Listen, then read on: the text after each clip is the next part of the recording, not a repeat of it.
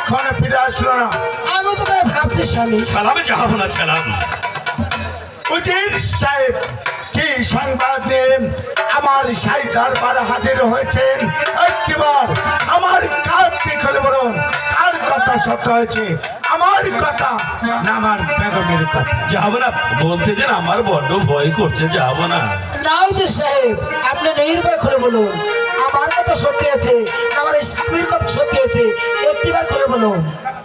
বেগম সাহেবা, সারা জীবন আপনার বাড়ি থেকে খেয়ে পেয়ে আজ আমি এত বড় হয়েছি, আর আমি তো মিথ্যে কথা বলতে পারি না, কারণ মানে নিজ নড়ে আমি যা দেখেছি আমি সেই সত্য কথাই বলবো। হ্যাঁ বলো। বেগম সাহেবা, এই জাহাপনার কথাই সত্য, আর আপনার কথা মিথ্যে।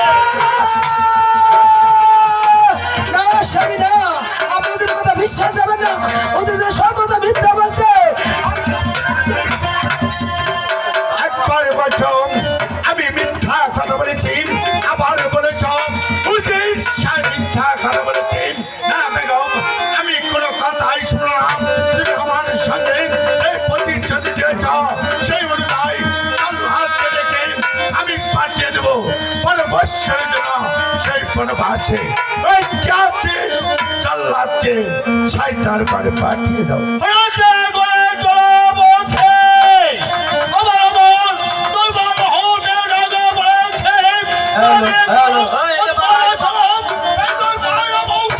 হ্যালো হ্যালো,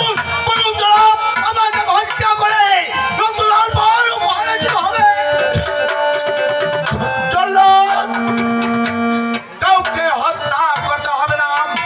এই মুহূর্তে তোমার বেগম আম্মাকে শৃঙ্খলিত করে নিয়ে যাও, রেখে আসো সেই